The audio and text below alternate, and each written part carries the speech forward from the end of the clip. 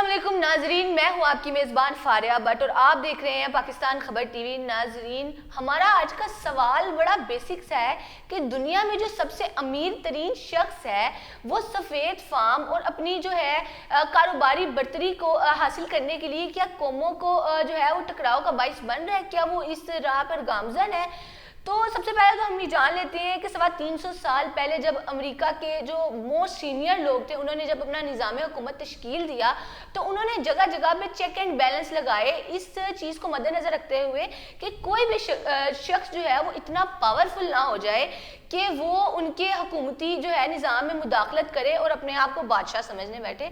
तो उनकी जो मेन नज़र थी, उनको लगता था कि आने वाले वक्त में जो है वो सियासतदान या ब्यूरोक्रेसी ऐसा करेगी, तो उन्होंने इस चीज़ को मद्देनज़र रख के जो है अपना निज़ाम हुकूमत जो है वो तश्कील दिया। लेकिन उनको क्या पता था कि कोई कारोबारी शख्स ही बाद में जाके इतना पावरफुल हो जाएगा कि वो उनके मुल्क के जो है वो मामलात में दखल अंदाजी करेगा और अपनी मर्जी मुसल्लत करेगा और जो वो चाहेगा वही होगा।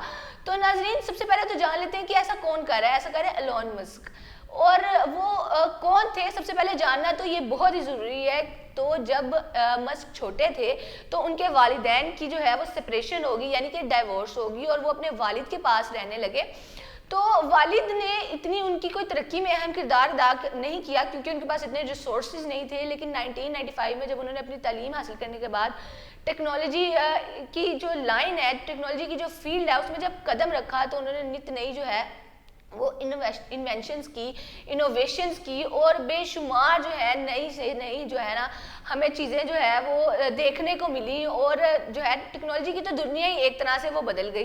तो अब जो है वो नज़र आते हैं कि वो नासा के हेड भी हैं और मोस्ट जो कहते हैं richest person in the world हैं। तो क्या वो जो अमेरिका की निज़ाम हुकूमत है उनमें कोई अमल दरामद कर रहे हैं, अमल दखल कर रहे हैं?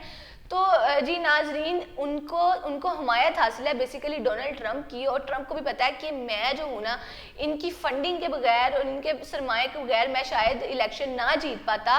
तो ये तो अब बेसिक आम बात हो गई कि हम अमेरिका में देखते हैं कि जिसके पास पावर है, जिसके पास पैसा है, वो हमें थोड़ी बहुत जो है वो पॉलिटिकल सरगर्मियों में भी जो है वो नज़र आता है।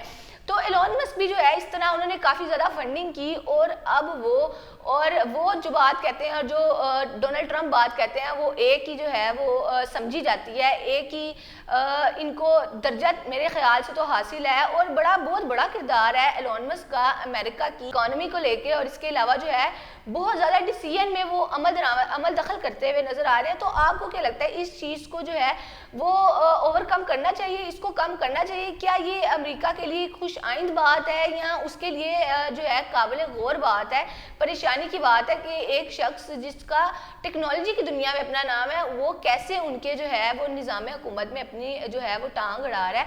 आपकी इस बारे में जो भी राय है, अपनी राय का इजहार कमेंट सेक्शन में ज़रूर करें। अब तक के लिए इतना ही, इसी के साथ मुझे दें इजाज़त। अल्लाह ने के बाद।